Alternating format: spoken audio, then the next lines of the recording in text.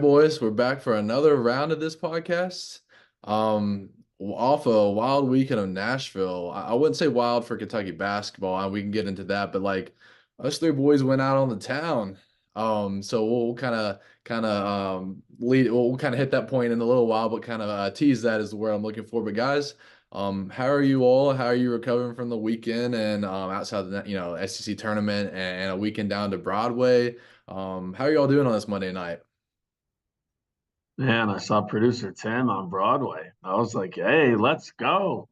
Come on." I lost my voice. I had quite a weekend, so you can hear it. So my answer is going to be a little shorter on this pod than usual, but it was a good weekend, man.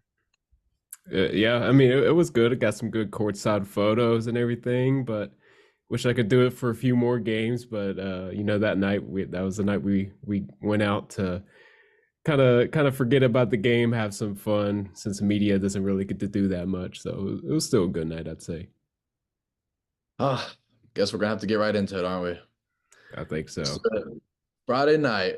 Well, I guess me and Tim got down there Thursday afternoon. Michael, didn't you make it Friday morning sometime? Yeah, I left the day of. Down to BBN Nashville. Kentucky fans absolutely took over. Like as you knew they would, but like took over that city, man. There was blue everywhere. It was insane. In my opinion, this what came close to Kentucky, well, not close, but what came second to Kentucky was Tennessee fans, just because they were, up to the SEC tournament. They've been good, throughout this year. So like there was a lot of Tennessee fans, and I mean that's their home state, so you gotta expect that. But like still, that gap between first and second was huge.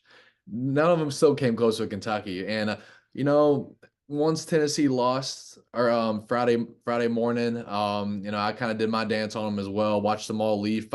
Second time in 5 days apart. I was down there in Knoxville. I know you were too, Michael, and got to watch them leave their own arena early with like 4 minutes ago. It was so great. It was awesome, and I got to do it 5 days apart again in Bridgestone Arena. So I kind of did my flex on them, and I went to the top of the arena, got this cool video and picture so I could see it all happen at once, just to kind of soak in volunteers. Um, and then Kentucky was doing the same thing about 5, 6 hours later. They fell to Texas A&M 97-87, double digits. A game that they trailed out all but I think it was 41 seconds. I know it was less than a minute that they led in. An absolute just catch up game from the start that they never caught up in. A lot of things went wrong, a lot of disappointment, and I can kind of allude on my feelings in a minute, but I kind of want to get your all's quick reactions. Michael, we'll start with you. Cats, they're 1-5 in their last six SEC tournament games.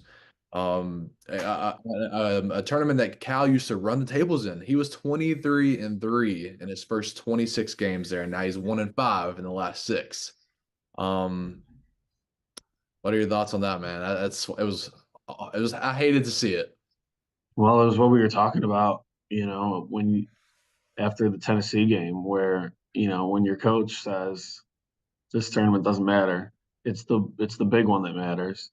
It, as we said, like it's a valid point. The point makes sense, but it's hard to say that and then still expect your players to play like it's a must win when you say that. And then you see them lose in those effort stats, like points in the paint. We knew obviously they're a great offensive rebounding team, but you still give up more offensive boards, points in the paint, some turnovers and missed free throws. And you could just tell that they weren't as locked in. They didn't need it as much as Texas A&M needed it to, with them being a bubble team, and they just played harder. They were the better team and got the win. It's frustrating. And so I didn't know it was 23-3.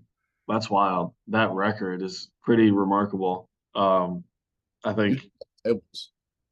well, he's just got to like, if he came out and said, look, guys, we're winning this thing. This is a must win. We got to win these three games. Then, you know, maybe they're tired next week or whatever. Maybe that's their hesitation. But it comes down to building a winner's mentality or a loser's mentality in your locker room. And if you are just comfortable with losing and not going all out and not like saying this is a mandatory must win, like we need to win this tournament, get this trophy.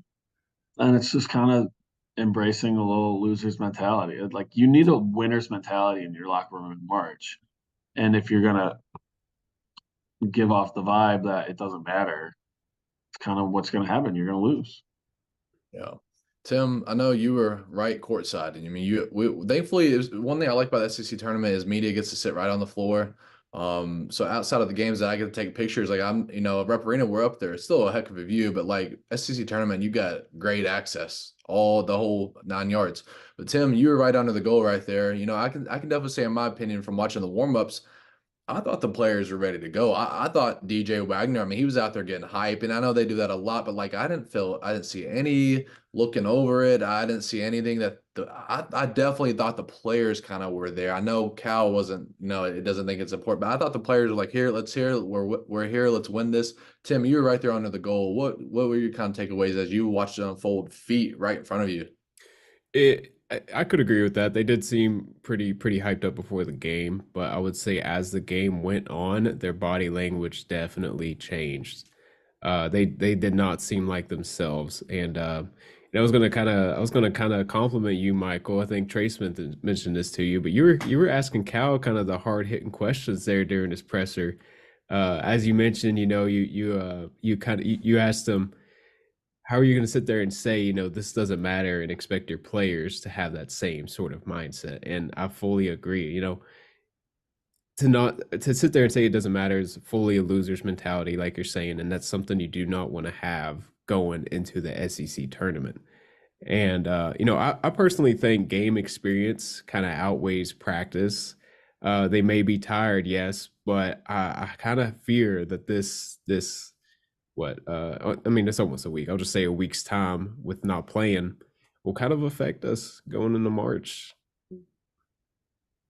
Yeah. Yeah, I I asked them in the presser that, and he gave a good bite. He was like, "Yeah, we were thinking about seeding," but he was like, "Well, I have won a lot of these."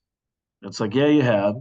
You also haven't in last what 5 years, and like I just it stuck out 2 years ago at the SEC tournament down in Tampa when they lost, and he was like, "It's okay, let's go home. I want to go see my dogs." It's like, whoa. And that was my first time covering the team. Like, that was my first season. So to hear that after losing a postseason tournament, and yeah, it's not the big tournament, but it's still important. And, especially with this team, how inconsistent it's been. And if you have the opportunity to continue this streak you had of five straight and 8 out of the last nine, right, to close the regular season, Yep. if you can get that up to eight, with 3 wins that weekend, you have all the confidence in the world. And like you can say that you still do, but we were in the locker room after that loss in Nashville, and that there was just not a lot of confidence in there. It was quiet. Guys were staring at the wall. Obviously they were upset that they lost. But it felt off in the sense that I think 3 wins in that trophy would have got these freshmen and all these guys like fully bought in, fully like, yes, we're the best team. Like they're still gonna say they're the best team in the nation. They can beat anybody. Rob Dillingham said it at Cal's house on Sunday. But those 3 wins and that trophy would have probably made them the scariest team in the country. Oh yeah, I mean, like you just mentioned it, they were playing their best basketball up until that game. I mean, they're a buzzer beater loss at LSU from winning what is that 9 straight, 8 straight, whatever that math checks out to be. But like they're playing phenomenal basketball. This is the best they played all year. They were right off a loss and won the last however many games of they just won at number 4 in Tennessee and on the road in Knoxville. 3 games before they won at Auburn. Auburn was on like a 16-game home winning streak. That environment was nuts. Like they were rolling. And the thing that really bothers me is like you cannot convince me there's another team in the SEC tournament that had more talent than Kentucky, especially Texas A&M. Not, it doesn't even compare. I mean, the only guy that could likely play professional is Wade Taylor, and you know he has to be the focus of your scouting on this team. He dropped 30 on you in College Station.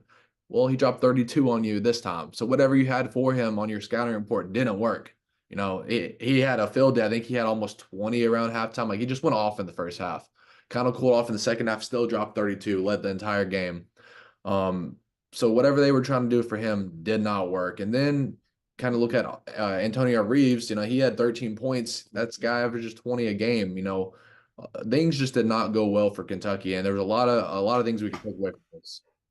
Yeah, Antonio getting in foul trouble was tough. And I know fans are gonna, complain about the refs. And yeah, they were talking about that one ref that had all the calls. Every whistle was against Kentucky. Like, but at the end of the day, you just can't you can't blame refs. And like, I'm not gonna blame refs for Antonio either. Like in the second half, you have 3 fouls. You cannot put your hand on a guy's back when he's trying to rebound the basketball and you're behind him. Like he didn't push him. He didn't. It wasn't like probably wasn't like a true foul, but you still put your hand on his back as you were trying to go get that rebound. Like that's a foul. Like you're gonna get called for your fourth, and you gotta be smarter than that because they needed Antonio. They needed him to get hot because Rob was hitting buckets, but there wasn't really anyone else doing that much. Reed had a good first half, but not really. He wasn't really himself second half. And like Antonio was the guy where it's like, okay, Antonio and Rob are going to bring you back in this game down 16.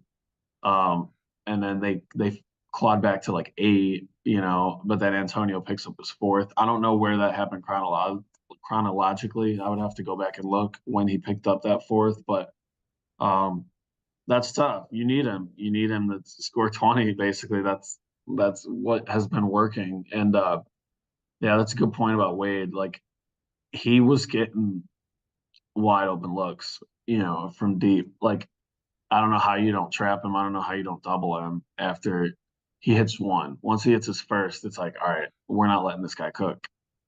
Because he did cook in the first matchup. So I just thought weren't they didn't even put him in too many ball screens. I think there was one where they got cooked on a ball screen and he was left open, but a couple of them were just like transition buckets, like throwing it to Wade ahead. That guy's scary. You got to put 2 men on him. You got to put 2 guys on him to slow him down and force what's his name, Boots, or one of their other guys to try to kill you because he will kill you. He did it once, and you got to just trap him from when you're on the perimeter. And I guess that's going to be a problem for this team is defending guards. Yeah. It's been a problem. Tim, what would you say if you had a guess? Well, actually, let me preface this question. Tennessee fans were out the door. Some of them stuck around, but like when it came down for when Kentucky was playing, it was a home game. I mean, that crowd was phenomenal. Like, maybe recency bias, but like maybe it was also because I was right on the floor. But like that was the loudest I've heard a Kentucky environment all season long, outside of specific home moments when things are going. But like the whole game, I would probably go with 85% UK fans. I mean, Tim, how many blue did you see in the crowd? Like, if you Oh, could percentage. uh, I would say right around 85, close, maybe even closer to 90. I mean, probably Yeah. 3 minutes till tip. There's still a bunch of open seats, but I saw a Twitter post, just the horde of blue that was outside of those doors, all trying to get in and get to their seats. I mean, it was insane out there, and I think a lot of that, there's the whole joke of what, like 60% of Rupp Arena is all older people, and they don't get rowdy, and um I'm not gonna say that's fully true, but there you have a lot more of your dedicated fans that are gonna make that travel. Fans in the Bowling Green, even Tennessee areas that can't make the trip up to Rupp every single game, that we're able to make that trip. So I would say that definitely played part in it. And even Saturday when we were still out after the whole loss and everything, we still saw quite a bit of blue. So I mean, several fans still stuck around and try to have fun, have as much fun as they could, I guess. So now we've all talked about this. It was no doubt a home court environment. No doubt we have a lot more talent on this roster. I mean, listen, we have 2 top 5 projected picks off the bench. Like that's where our talent level's at. Plenty of future draft picks on this team. A Hall of Fame coach, 3 hours from home. Like, you tell me we can't win that game, and in a tournament that's ours. Like, outside of the last handful of years, I mean, you might as well call it the Kentucky tournament. Like, Kentucky waxed teams every year there. Like, you tell me we couldn't win that game, and not only that, we lost by double digits, and we were down almost double digits the entire game. Like, I mean, am I wrong for being really mad about that? Like, I'm not No, trying. I thought you guys were gonna win Friday. I thought you guys were gonna actually. I thought you could have lost to Bama Saturday. I think we talked about it on the pod. I was a little nervous about the Bama Saturday game, and then they lose. They lose to Florida. The Kentucky Tennessee rematch would have been really cool, but Auburn, they got hot. The Kentucky Auburn rematch would have been good. That would have been a great Sunday game. And it was a dud. You went one and done again, which is pretty surprising, to do that back to back years, to just go and have a home game and be one and done against teams that like weren't even really anything crazy. Like if that Vandy team last year was not like, I don't know how you lost to them twice. And this A&M team, barely gets in the tournament, maybe wouldn't have without that win. That's a huge win for them. To pick that up, and then they got what, a 9 or a 8, A&M. They're seeding in the NCAA tournament. I think it was 9. Yeah, that 9. I don't. They were saying they were on the bubble, before that game. So they wanted it more. It is what it is. It's over.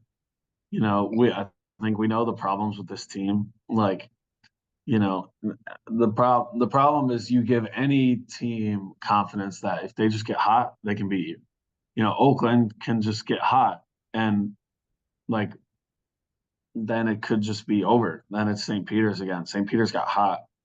Teams can just get hot in the tournament, and when you don't have a reliable defense that can slow teams down, scary. It makes it hit or miss. This team could go to the Elite Eight and lose to Houston, or it could lose in the second round to Texas Tech. It's or go to Phoenix, but that it seems unlikely against a team like Houston, where that's a tough 1 seed to get put in. If North Carolina was the 1 seed, that the Cats already beat them. I think they could beat them again for sure. But Houston's so like sound fundamentally. I know they got beat pretty good this week, but it's a scary team. But you can't even think ahead to them, right? You got to think about just getting out of the first weekend for the first time since 2019, which I think they will. I think they're going to get hot. I think Rob and Reed are going to bounce back, and Antonio will bounce back.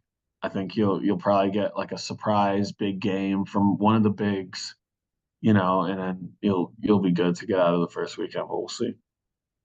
Michael, you bring up a good point, and I think I kind of feel the same way too. Like, I'm not penciling Kentucky in to have a deep, deep run. I'm really not. I talked to Tim about it after the game. Like, I'm just, my confidence, it's not out the door by any means, but like, there was a point in this year around the Georgia game in the middle of the year where I was like, I was ready to talk. Like, I was like, this team's gonna be Final Four at its floor. Like, and now I feel like this team has the potential to make a hit Sweet 16, and in my opinion, best case Elite Eight, and I think their consistency runs out. But like, I'm really, really concerned when it's March and we're giving up 97 points. Texas A&M has only scored more than 90 twice this year. Can you guess who they were against? That's a great stat. Yeah, it's a real stat. Twice, not 91, 97, almost 100 twice, and against Kentucky. Teams are just, I mean, I'm not telling you anything you don't already know. Teams are naming their points against Kentucky. That's not where I want to be relying on as we go into a tournament that's a lot of randomness. You've got to have consistency to win. You got to win 6 straight. You can't, it's not a 1-game basis. Like, you've got to find a way to have consistency. And they had it up until this game outside of still giving up all these points, but they were still finding ways to win. It concerns me. It concerns me if we're in March and we're giving up that many points, something's got to be up. And the offensive rebounding, and just the kind of tic-tac stuff, the little fouls. Like, our foul management's not the best. Like, Antonio Reeves is our go-to scorer. Like, we shouldn't be riding 4 fouls in the last 10 minutes of the game. Like I know some of that's out of the player's control and some of it is, but like I'm not sure, man. And my thing is like, and we can if y'all got more points on the A&M, we can definitely hit that. But I did want to kind of talk about the post game stuff. So before I kind of get to what I kind of got, so I didn't put this out on social media, but I saw it right there face to face because of the access they give us. Did y'all have any more final points on kind of like the game before we hit that? I don't So really think so. No. I was gonna mention just like one little funny story. I think I told this to you, Trace, about how there's nothing like really entertaining at all about that game, sitting courtside at all. But some of the pros sitting courtside is that you get to hear a lot of things that you would never hear on TV. And I can't remember who the A&M player was, but Rob was he was rebounding for a free throw when he was able to get the A&M guy to commit a lane violation. And so he started teasing him. I just kept hearing him tease him and tease him and tease him. He's like, I got your ass earlier, like saying all that stuff. That was probably like the only highlight of that game for me personally. that's hilarious. Um, Rob now, chirps. Rob loves to chirp. It's funny. That dude is hey, funny when he's out there. if you can back up your talking, I'm all for it. Like I love watching someone talk their talk, like because they're having a night, and like Rob's got all the authority to talk. I mean, he can put up the most points of anybody. I'm all for it. Kind of a rough transition, but like okay, so Kentucky loses. I'm over in the tunnel waiting for the team to come off, and I didn't want to be the one. I put out a tweet about it, but I didn't put out the video. I just didn't want to be the one to put the video out. Cal's walking off the court. I'm right here in this tunnel. The players, or I mean the Kentucky fans are right up here above me, and I hear this one fan was letting him have it. He goes, "Is this the gold standard? Please leave." And I was just like, plain as day, Cal heard it. I mean, you didn't have to try to hear it. And just kind of thinking about the 1-5 in the last six SEC tournament games, this isn't the gold standard. And things need to be changed about the SEC tournament because there's a lot of. I mean, we've already talked about it, the fans that went down there. It means a lot to everybody. We talked about it on last week's pod. It means you can't even describe how much it means. These people they spend their yearly trips to this. Like there's people this is their family vacations. They don't go to the beach. They go to this. They come there for the entire weekend, expecting them to be there until Sunday watching basketball. And Friday night, their schedules are empty. What do we do? Do we go back home and lose out on our hotel and reservations on Saturday and Sunday? Do we sit here and figure out something else to do because no one wanted to sit there and watch the other teams play? I mean, your team's out. Why would you? It's a bummer. There's a lot of fans that were really, really upset that were there on Friday night, ready to go full force, and their weekend's empty like that for another year, consecutive years. It's not just like a one-off thing. And then kind of segue into the locker room situation. We got in there, and as you expect, they're all down in the dumps and wanted to win that game, and that was hard to deal with. You go in a locker room where like this team was just rolling the game before, and we got to talk to the players, and they're all kind of down and real bummed out, and you know I didn't enjoy it. The whole outside of that, we can get into our Nashville trip. Like, that was the whole weekend was fun outside of the Kentucky game. If I'm being honest, it's just kind of a sad night. Another loss in the SEC tournament, man. Well, I feel like in the locker room, the guys, it's tough because this team is young, still so young. Like the ups and downs, you can sense it. You can sense it around the team, body language, whatever. Guys walking off the court with a towel over their head.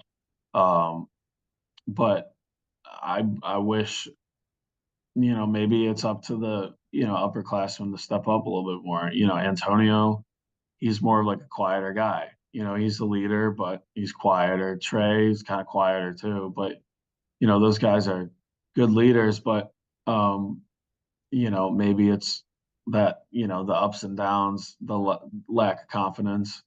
Um, they know that they can just go crazy and score 118 points and beat anybody on any given night. But I think there might be some doubts creeping in um, among some of the guys. You couldn't sense it.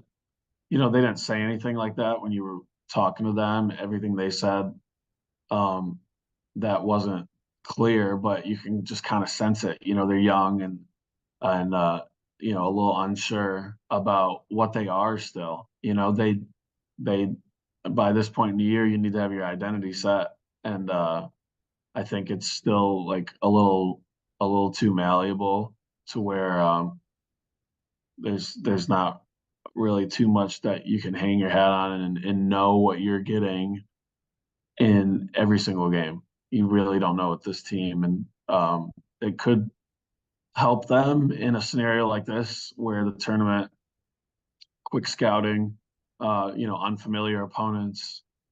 They're out of this conference, which is a really good conference, playing some other teams that haven't seen them yet. That could be a really good thing. And UK could look amazing in both of these games and could look amazing against Marquette in the Sweet 16. And then you have a juggernaut battle against Houston probably. But I think that can help them. I think the tournament style might help them. It should have been Nashville, but they just lost that first game. And you heard Cal say it after the game, like once you win the first one, you can kind of get rolling. And they just couldn't win the first one. But if you beat Oakland 2 days, beat Texas Tech or NC State, I think that could give them a lot more confidence and be like, all right, at that point, it's 4 more wins. It's just 4. Yeah, it's hard, but it's just 4 where you score 100 points.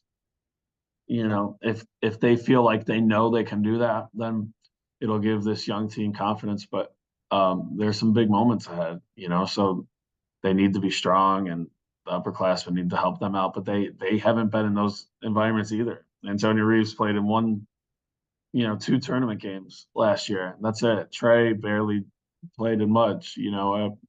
West Virginia and wherever he was before it, like that, these guys don't have the reps, so they're just kind of flying in blind. And when you don't have like a concrete identity as a team, then you're just kind of flying. And so we'll see if it works or not. Michael, I'm glad you brought me to my next point. At Cal's, he invites the media over to watch the selection Sunday, and they interviewed Rob after the Kentucky found out where they were going, and they asked him about their confidence level following a loss going into a tournament where you've got to win 6 straight, and he goes, we don't lack confidence. He said we usually. I think his exact quote was, we usually. I can't remember his quote, but he's like, we usually go on a run fresh off a loss. And I went to go look back, and I was like, yeah, the last time they lost before Texas A&M was at LSU. They won 5 straight, 5 solid games straight. So that kind of gives me a little, hope. They just fresh off a loss. They're hungry. He's like, we don't lack confidence. Like, we can go win, and we usually do off a loss.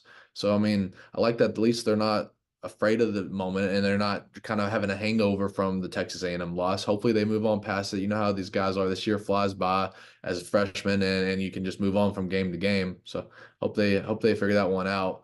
And I think, Tim, we talked about after the game as well. It kind of bummed me out, or kind of a little bit more concerned me, because we watched Tennessee lose, we watched Alabama lose, then Kentucky's up. And those are the 2 teams I was most worried about. I mean, there was a couple other ones, but like Tennessee, I thought had it penciled in. I thought we were going to see them again in the SEC tournament.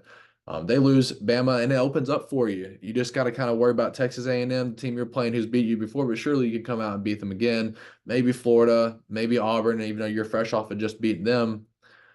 And they were clunkered, just kind of like we've seen in the NCAA tournament over the years. The bracket opens up like that. I almost would rather the bracket not open up, because it don't ever help us. Every year that in recent memory, it's like, yes, that team lost. We were worried about them, and it opens up and we go lose the next game.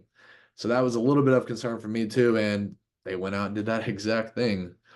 But kind of getting past this, we can only say so much about, yes, we lost in the SEC tournament. Cal doesn't care. We care, but like, what are we going to do about it? On to the NCAA tournament. And first, we do need to hit this ad break, but right when we get back, I want y'all to kind of get your thoughts ready. We'll talk about our boys and that out to Nashville to kind of forget about the Kentucky basketball game. So we'll be right back in just a second. The best month of the year is here, which is why you need to know that we are now partnered with BetMGM. We'll be using BetMGM lines to make all of our picks, and we'll have special offers for the listeners and the viewers of the Field of 68 all through the NCAA tournament. If you haven't signed up for BetMGM yet, you can use the bonus code FIELD and you will get up to a $1,500 first bet offer on your first wager with BetMGM, regardless of whether or not that bet hits. Here's the best part. All you need to do is deposit and bet $10 of your hard-earned money. This is how you make it work. Download the BetMGM app and sign up using the bonus code FIELD. Deposit at least $10 and place your first wager on any game, and you get up to $1,500 in bonus bets, regardless of the outcome of your bet. Just make sure you use that bonus code FIELD when you sign up. Most importantly, we do have some fun stuff coming for the conference tournaments and especially for the NCAA tournament. Bet insurance tokens, college hoops odds boosts, and what I love the most, a nice parlay boost for anything you could possibly imagine betting on in the NCAA tournament, from odds and getting an at-large bid to Final Four futures to the highest seed to make to the Sweet 16. I'm calling it right now. BetMGM is the king of the prop bet for your March Madness needs. So go download the BetMGM app, use the code FIELD, and sign up today. And while I've got you, a quick request: the best way to support the Field of 68 and our content you get for free is to engage with us. Rate and review the pod, like and share the YouTube videos, tell your friends about us. It helps in a world where the algorithm is king. And now, back to the show.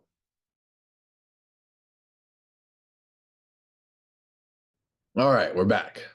And now we can get to what's fun. Everything else outside of Kentucky basketball and the weekend down in the Music City of Nashville. So boys, we decided we had to get over that game. We didn't want to, I wrote an article after the game where I'm becoming kind of used to it, and that's not where I want to be. But I know for a lot of the other people, a lot of people spent the weekend down in the dumps. We were adamant not to.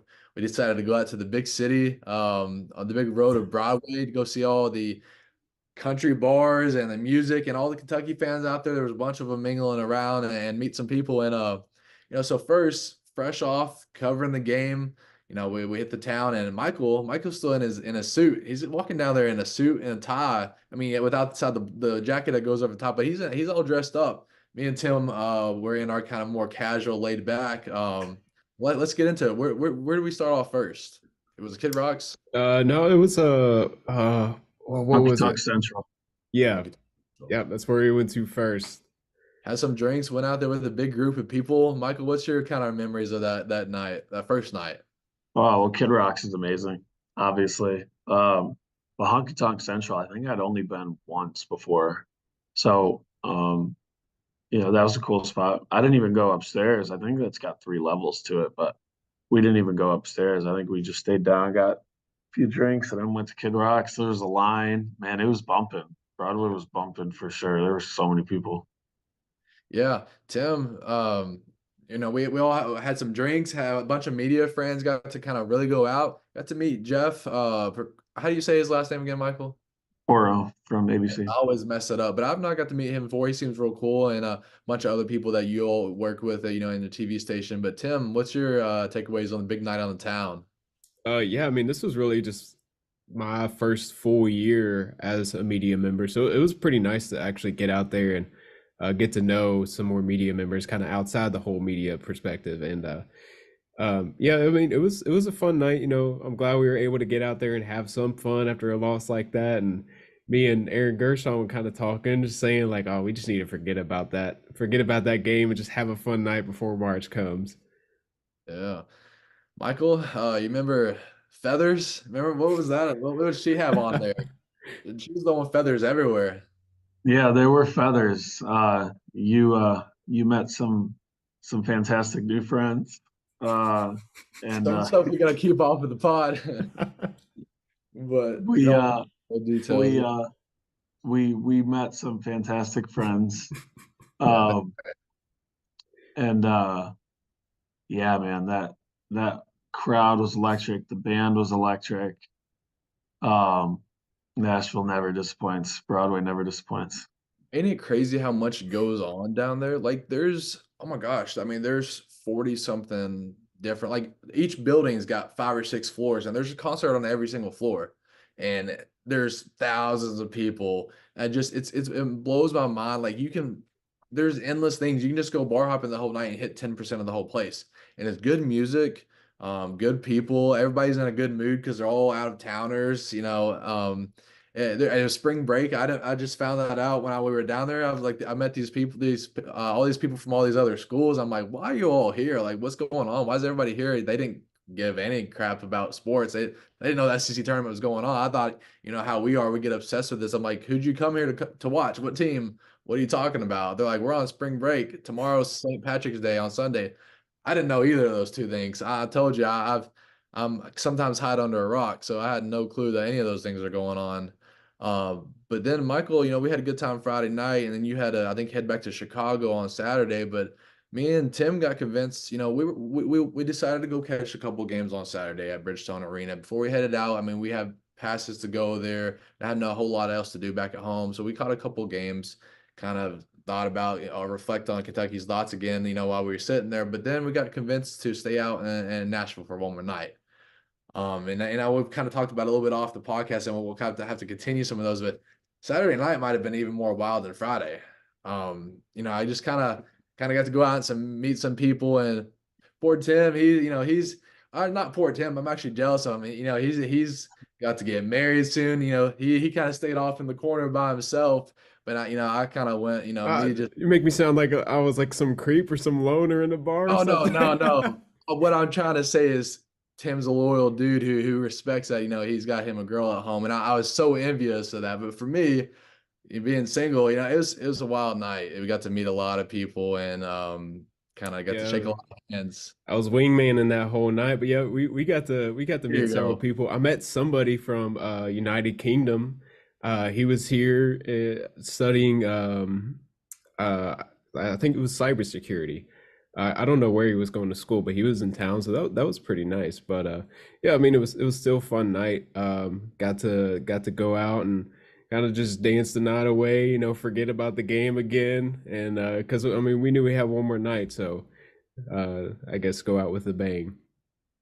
Yeah, we walked the streets of Nashville. We didn't Uber back. We just took the walk back home 2 miles. Lamborghinis passing us, Ferraris. People drunk out of their mind. Like, it's such a wild scene, and I could only imagine if for someone who ventures down there sober and kind of really pick up on everything, kind of stuff to take away, because we caught a lot of things, and I know I wasn't sober. But anyways, that's a lot of stuff we got to keep off the podcast. But man, Nashville was a blast, as it always is. I knew it was going to be. If we could have just left with more than one basketball game, it would have been that much more fun. But kind of segueing past the Nashville experience, and I cannot wait for next year until we get back. Just like all fans think about all year long. Kind of, Kentucky found out where they're going for the actual dance, the big dance, the tournament that Cal cares about. They got a 3 seed in the South region. They play a Thursday night, 7:10 p.m., and they're playing a 14 seed Oakland Golden Grizzlies. When they said Oakland, I was like, who the heck's that? They're the Golden Grizzlies, and they're based out of Michigan, not California. I know absolutely nothing about them. I prepared to dive into them tonight. But like, looking at the bracket, we got Houston, number 1, Houston, number 2, Marquette, number 4, Duke, number 7, Florida, I believe, in our side of the bracket. Did Texas A&M make it in our bracket? I felt like I heard that too. No, I'm not sure. No, who's the 8-9? I forget who's the 8-9. Not A&M. I'll pull it up real quick, but while I'm pulling it up, I was okay with the draw. Like, I kind of was. How did you all, like, your quick takeaway about the region that we got put in? I'll go first. It's kind of hard to think about the region whenever you haven't had that much success in the past few years, So my worry is really just those first 2 games, and we'll dive a little more into the Golden Bears or Golden Grizzlies here soon. But Houston's, we're talking about them earlier. They were a pretty well orchestrated team. So I mean, it could be a tough matchup. I can't say if I would rather go up against, well, UNC is, I don't know how I would rank the first seeds, but I kind of wish we did have UNC again, because we know that we beat them earlier in the season. So I think a matchup would be pretty fun in my eyes, but it's an okay region overall. Like I said, it's just those first 2 games that I'm worried about first. Yeah. Greg Campy, he's a good coach. He in the Horizon League, they play Michigan State every year, and they always give Michigan State like a good game, even when Michigan State's good. Like I think my freshman year, it was my freshman or sophomore year.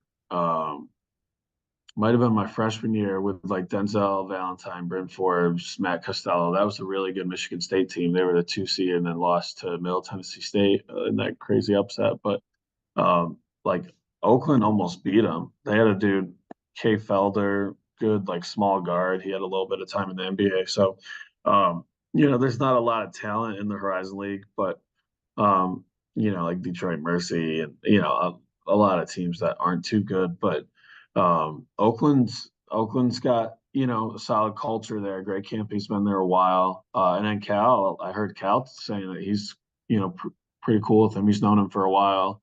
So there's mutual respect there, and they'll be feisty, but I think UK, especially coming off a loss, they'll be ready to rock. They're probably I could see them winning this game by like 30 plus. I mean, I think they're gonna roll, and then um, they'll just get hot. They're gonna score. Like I was talking about with identity earlier. Like it'd be nice if this team had like a rock solid identity, like perimeter defense, great, like opposing guards, good luck. They don't have that. Interior defense, you got Ugo who can protect the rim, but really not much. It's like other teams like, okay, this paint is ours. Like you're not getting in this paint. That's not UK. A lot of teams get points in the paint and offensive rebounds on them. And so, it's really just like, are they going to score? Are they going to shoot? If they can defend, that's nice, but you just can't expect it at all. So the only thing you can expect is that they're going to hit threes, really good 3-point shooting team, right? Obviously, Reed leading the nation and in 3-point percentage. So I think they'll score a lot on Oakland and roll. Antonio will get back. Maybe you throw in like a really good DJ Wagner game, or maybe like an Aaron Bradshaw game. Like this is going to be an opportunity to get deeper on the bench. Play 9 guys, and so Aaron should have a moment, or Z want to and maybe Trey Mitchell. Like Cal was really rolling with Trey in that game against A&M, and you can tell Trey's a little slower. That back is, bugged him for a while, and the shoulder, you can tell he's not what he used to be. Teams used to double Trey Mitchell in the post. Like they don't do that anymore. Like, I mean, they did like a couple times, but like Trey was a really legit threat before. So if Cal like keeps trying to work him, give him those minutes, I think someone's gonna have like a surprise, like big game, which will be a good story for that first round game. And then, I personally think NC State's magic is gonna run out. They obviously went crazy with winning the ACC tournament. They had to do it to get in, and they got in. So I think their magic's gonna run out. So then you're just looking at a Texas Tech game, and Big 12 teams are scary. So that'll be a tough matchup too. I really like that it's in Pittsburgh. I mean, that's Cal's hometown. That's his home area, city. That's his stomping grounds. Like that man's full of connections. Like he's gonna have like that's if you're not gonna pick, somewhere. I mean, I think it's only like 5 or 6 hours away, but like that's Cal City. Like it's his stomping grounds. I do the arrows from up that way. I think one more player. I can't Trey remember who Mitchell. Trey Mitchell. Yep. Orlando Antigua's from there, somewhere in that area as well. Like there's a lot of connections there. So I mean, if you're gonna, I would rather have something like that where you have some type of connection than some random town out west that you have no connection to, and then some Kentucky fans don't get to make that far of a trip. So this is drivable. Who knows what that turnout will be like. I know Kentucky fans will still travel, but if some are still down in the dumps, I'm not sure. There's a lot of fans that are still on this team, and so am I. But it's drivable. It's in Pittsburgh. I like the location. It's a good time. Set 7:10, right in prime time Thursday night. Doesn't feel like a whole lot of pressure of being like a Saturday afternoon. I did want to kind of look at I was gonna go over the first few games in the whole South region. So it does look like Texas A&M is. I thought I heard that they're playing Nebraska. Uh, Texas A&M is a non-seed. They got down in Memphis. But let's start at the beginning. We got number 1 Houston, versus number 16 Longwood. Longwood. Sorry. Number 2 Marquette. Number 15 Western Kentucky, the Hilltoppers. They punched the ticket. They won their conference tournament. I'm going to be pulling for them. Number 3 Kentucky versus 14 Oakland. Number 4 Duke versus 13 Vermont. Let's see. Sorry, I'm having to switch through 2 different pictures. Number 5 Wisconsin versus number 12 James Madison. Number 6 Watch out for James Madison, man. Yeah. They've been one of the best mid majors all year. They beat Michigan State in East Lansing. James Madison's been really good all year. Yeah, watch out for them. And a solid matchup right here. Number 6 Texas Tech. Number 11 NC State. You know, if Kentucky beats Oakland, that's who we got next. One of those two, as we just mentioned a minute ago. Number 7 Florida. Who just went to the championship of the SEC tournament. They're hot. Playing great basketball right now. I know they got their big man injured. I hated to see that. So they're going to be down a little bit from that. But for number 7 Florida versus number 10 Boise State or Colorado, whoever wins that playing game. And we're almost there. Number 8 Nebraska, number 9 Texas A&M. You know, number that is everybody, I believe. Yes. So I mean, some solid names there, some solid matchups, and like you mentioned earlier, Tim, you know, if Kentucky beats Oakland, which I expect them to, I think we all kind of agreed on that a minute ago. NC State versus Texas Tech, both solid programs. NC State just won 5 games in 5 days, and didn't they beat North Carolina in the title game? Yeah, I thought they beat them, right? Remember seeing that. I'm kind of afraid of them. I know Kentucky's way better, but they got a big man that who can do the Arrows our best chance to go against him, and I'm not picking him to win that battle. That he's huge. I mean, he's like 6'10", 300 something pounds. Like he can play football right now in the SEC, and he's playing basketball. And then you got Texas Tech, which I don't know a whole lot about, but I know they've been relevant all year long. They've been in the top 25 for most of the year. You know, I know we can't look past the first game, but like let's do it for a moment and think about that matchup's still going to be hard. Like, and that's also kind of what happens when you drop these 9 games throughout this year with this talent of a team. You lose to UNC Wilmington at home. You lose in the first game of the SEC tournament. Like you don't do yourself a whole lot of favors when it comes in terms of seeding. No, thankfully we got kind of an easier matchup. I thought we were going to get a lot harder matchup in this first game, but like the second game is going to be just even. It's going to be even harder as it keeps on going. And then you got number 1 Houston, you got Marquette, Florida. I mean Texas A&M. Like this, there's a lot of talent in this South region of the NCAA tournament. Yeah, Houston's scary, man. That's just scary. But to get to the Elite Eight, first, let's get there. I mean, let's get out the first weekend. That a Duke Kentucky Elite Eight game though would be insane. That would be obviously with the history, that would be fantastic. But yeah, it's a manageable region. I didn't want the Cats to have to play Zach Edey, you know, and obviously Purdue kind of always chokes in March, so we'll see how far they even get. But this Purdue team is pretty scary with Edey, so it's pretty good to avoid them. And you know, you get Marquette as a 2 seed. That's better than Tennessee. I wouldn't really want to see Tennessee again for a third time. Who are the other 2s? Who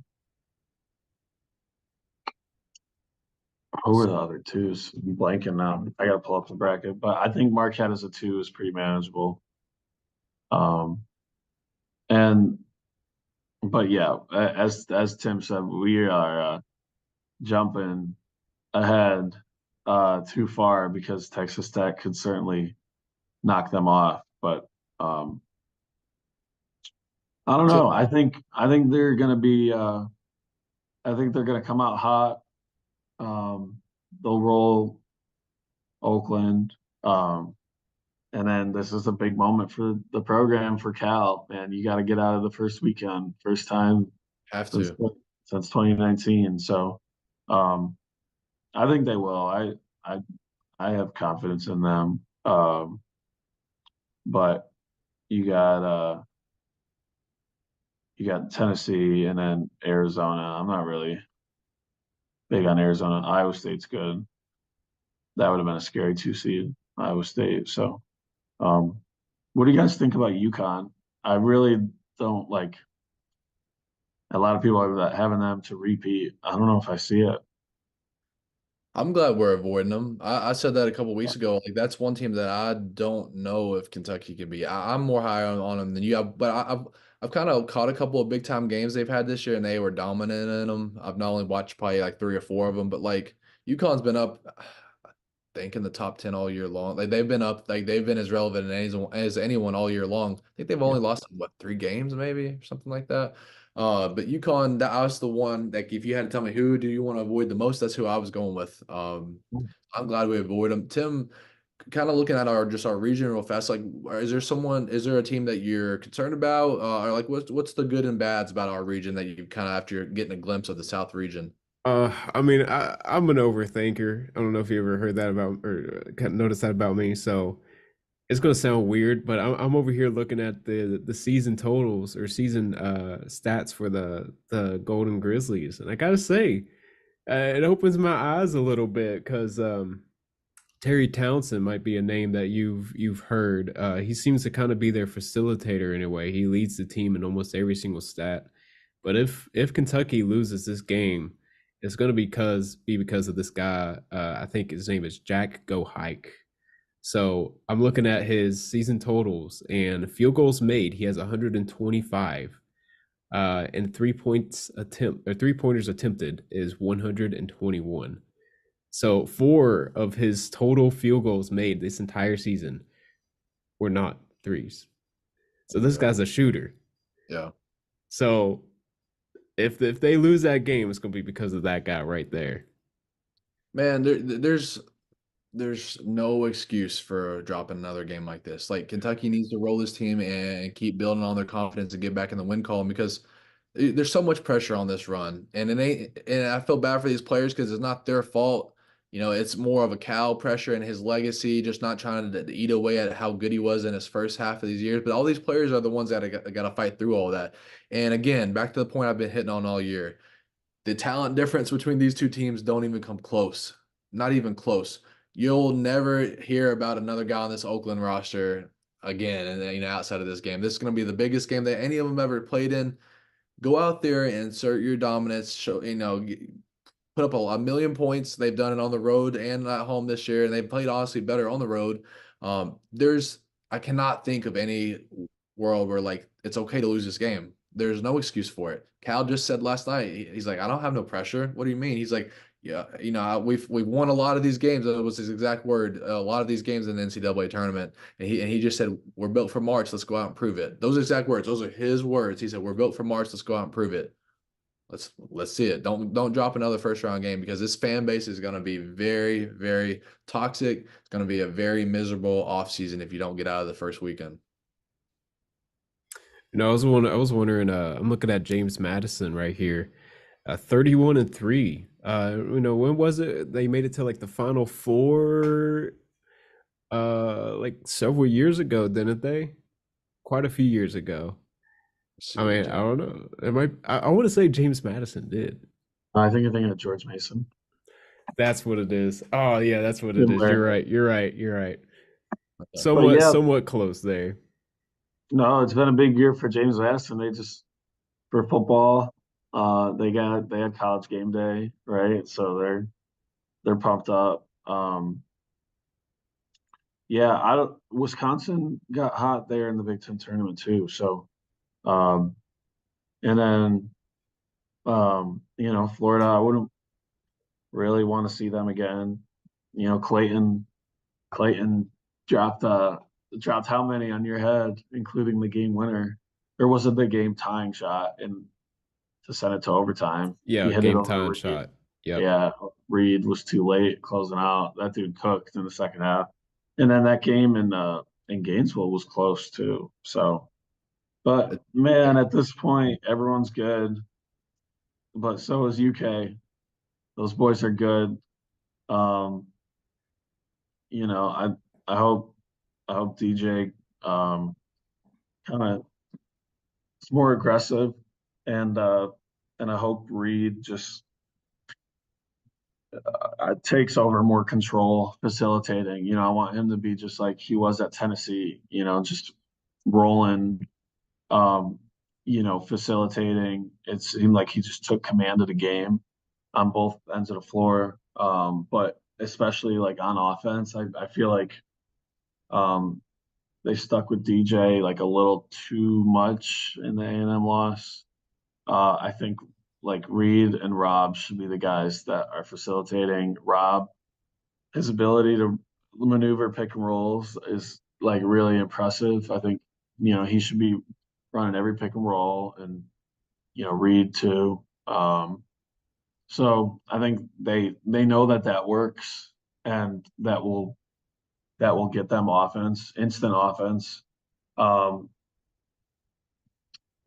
the bigs, I don't know, man. Ugo just can't score, and it's not like you need him to score, but um, if he can protect the rim, he's kind of like, you feel better having him out there than Z, because I know Z gives you a little bit more offense, but he gets lost sometimes, on defense there in the paint. And so I think, if you have four scorers with Ugo there manning the middle, I think that's a pretty damn good lineup. It's gonna be hard to beat that in March, even with all the inconsistencies.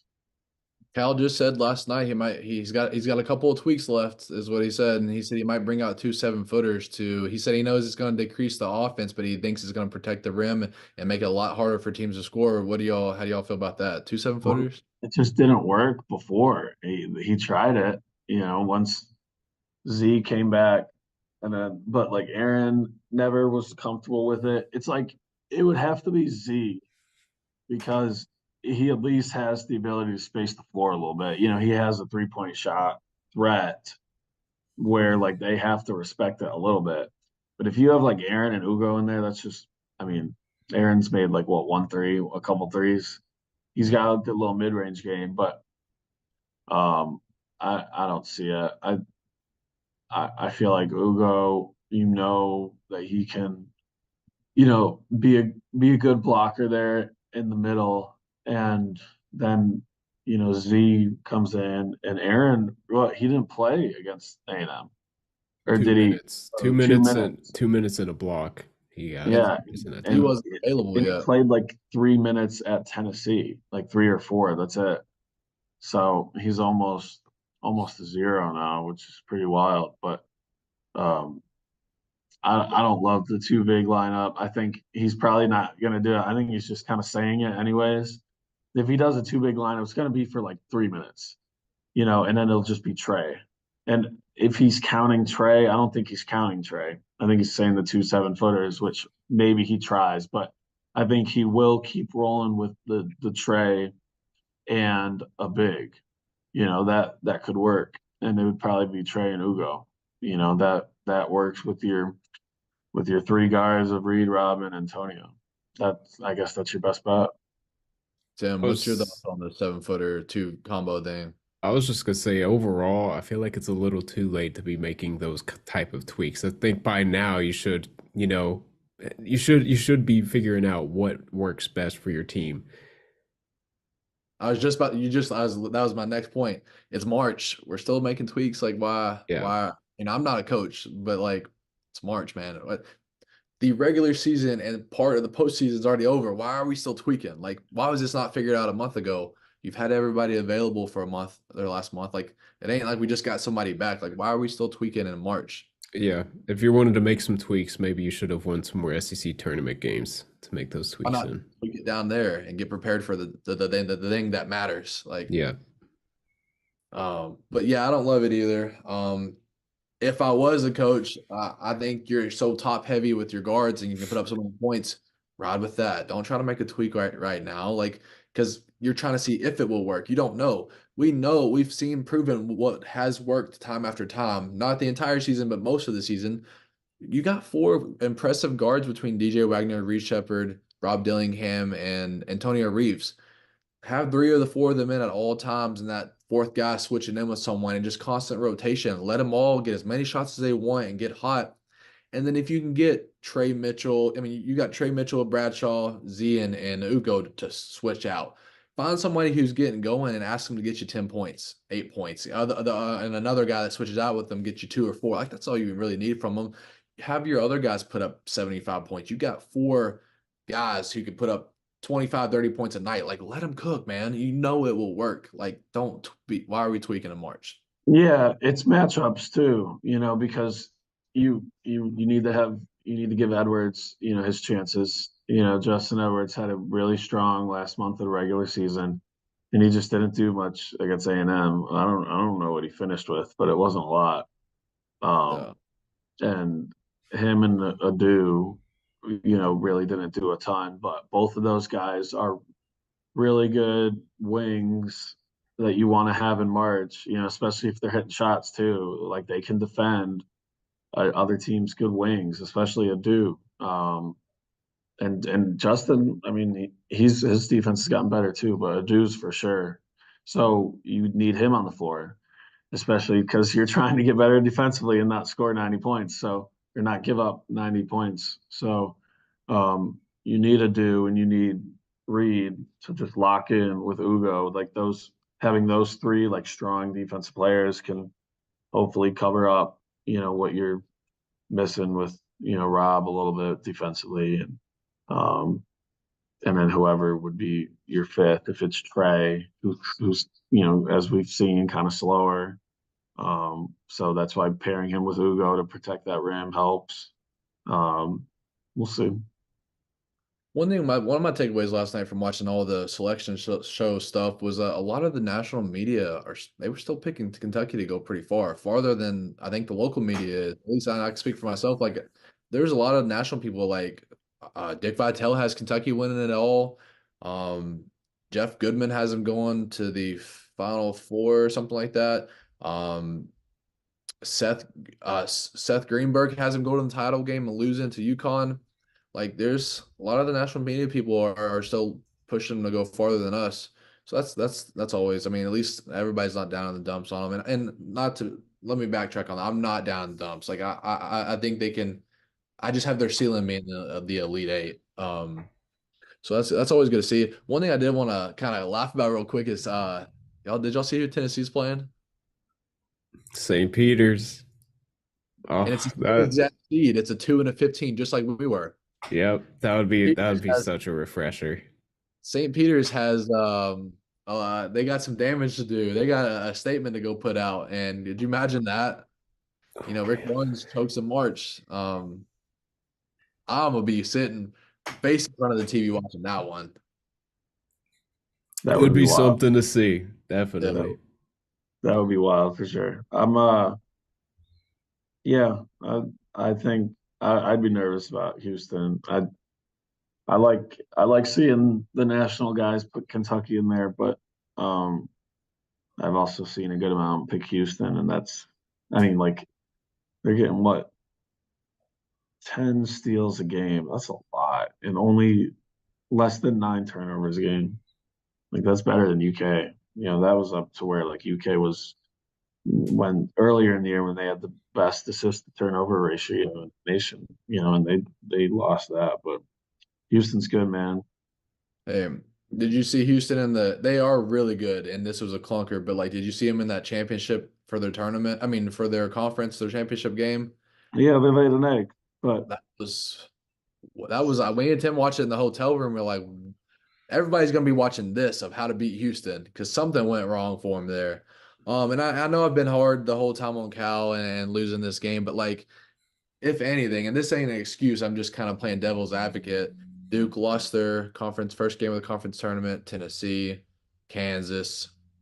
I feel like there's a couple more I'm forgetting. So like, it ain't yeah, just Kansas. doing it. That's Yeah, the whole Kansas. reason we got a 3 seed. I didn't mean to interrupt you there, but that No, definitely you're helped us out getting a 3 seed. yeah, you're good. Kansas is cooked, especially with their injuries. I mean, they could lose round one, but yeah, I mean, Iowa State's really good. I mean, the Big 12 is really good. So, and then they beat Texas Tech. The game before they laid that clunker. So, um, Big 12, they really beat each other up, but I think that has them battle tested for sure for this tournament. Um, yeah, the snubs were interesting. I kind of wanted to see St. John's get in for Patino. Yep. That would have been fun. And then he doesn't even accept a NIT bid, which makes sense when you think back to his comment like a month ago when he was like, "This is the worst team I've ever coached," or whatever, like, or worst roster I've ever had coached or something. Yep. Yep. And like threw the whole team under the bus. It's like, yeah, well, it makes sense that you're not playing the NIT. It's not like you guys enjoy playing basketball games. You're ready for the year to be done. So that was tough. Yeah. But Oh, yeah, I was gonna say I was also kind of hoping Indiana State would get in there. That's a team you don't see often, and probably one of the best nicknames ever in college basketball, probably top five at least in Kareem Abdul-Jabbar I've seen. That would have been something to see, and you know, a matchup between him and then the big man for NC State would have been something to see, I think. yeah. Yeah, he would have been a March character for sure. Indiana State, isn't that the home of Larry Bird? Yep, that's Yep. where he went. Yep. Yeah, the Sycamores. Remember that video that surfaced a couple weeks ago? He almost came to Kentucky. I'm riding with it. No, Yeah. Just stop recruiting him apparently. I don't Joey know Hall, about what are you it. doing? But yeah, guys, that's all I got. As we it's probably one of our longest podcasts we've had, but I'm glad we had a lot to talk about. Um, you know, it was. I'm gonna remember the weekend fairly outside of Kentucky, but that's because we stayed and got to experience Nashville again. But guys, any final thoughts before we kind of get prepared for Oakland, Thursday night game? Man, this is the best weekend of the sports calendar, in my opinion. It's just the best. You get college basketball all day, Thursday and Friday, like 4 games at once. Just absolute dream. And then you still get a bunch Saturday, Sunday. Um, it's the best, man. It's so much fun, so chaotic. So, it's broken BBN's hearts 2 years ago, like with St. Peter's, but it us as college basketball fans, we just love it. So it'll be interesting to see who's the heartbroken team. The last 3 straight years, there's been a 2 seed go down in the first round. That's wild. Obviously, Kentucky, one of them. So, fill out those brackets, man. I'm excited. Yeah, yeah. Um, Actually, I just lost my. Oh, I know what it was. Um, I've seen a lot of people say this online over the last 24 hours, and I couldn't relate more. Some of them people are like, I'm finally admitting that I've never made a bracket where Kentucky doesn't win at all. And I was like, me too. I mean, just, I can't, I've never been able to not do that. I've filled out brackets and Kentucky's in the title every single time. So I can always say I'm one of those people too, or, just growing up and always feeling like I just can't, like, it seems like it used to really feel that way where like you can't count Kentucky. Who are they going to lose to? I don't know. It's probably a little bit easier now, but it used to be like a Kentucky in every tournament. I also hate that they have the KHSAA Sweet 16 going on too at the same time. Like they have it this week and throughout the weekend. I've always hated that because I would love to just be obsessing over both of them separately and give them their both. But Travis Perry just got named Mr. Kentucky basketball. He'll be there with Lyon County. I'm going to try to catch some of that as well, if possible. Um, and I mean, it's March. I mean, middle of March, it's time for, the big dance. And a lot of the madness is about to happen the rest of this month. So, in my opinion, the best sport, the best few weeks of any sport. Nothing that gets me going, kind of like watching an upset and a buzzer beater and just think like, a week from now, like we're going to be talking about like all the storylines that are going to come out. We got some exciting times of college basketball ahead of us, guys. Oh yeah, for sure. I'm hoping we can get a few more episodes out here too, one per round hopefully. It sucks to think that it could be cut short. Could I mean, I knock on wood, but next episode might be our last. You never know. You never know. Oh, come on. I'm just saying, you never know. There's just that possibility. Do I think it'll happen? No, but there's just that possibility. Kind of hit on that a little bit. Enjoy your time watching Rob Dillingham.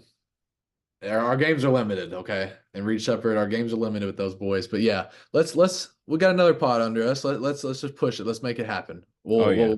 We'll we'll harp on how we waxed Oakland and we're getting prepared for Texas Tech or NC State. Yep, yep, that sounds good to me. Hey Speaking man, to if there's an early exit, don't be surprised if Reed says screw it and comes back, man. The Kentucky kid might want to do it again. He might want to be the big dog, the king of the city again. And then eventually try to, make a Final Four, win an Natty for his dream school. So just remember, don't call it out. Rob's for sure gone, but there's that chance with Reed. Small chance, but there's a chance the Kentucky kid stays home. So remember that. Hey, I can definitely say if we don't survive the first weekend, there may not be a podcast. I mean, it might just be you all, but like my computer right here won't be in one piece. Okay, so we may not actually get a podcast. It might just be you guys going at it and talking about this off season. No, I'm just joking. But guys, thanks for being here. And Michael, I know you need to get some rest. You've had a long weekend, kind of city to city. And guys, we'll catch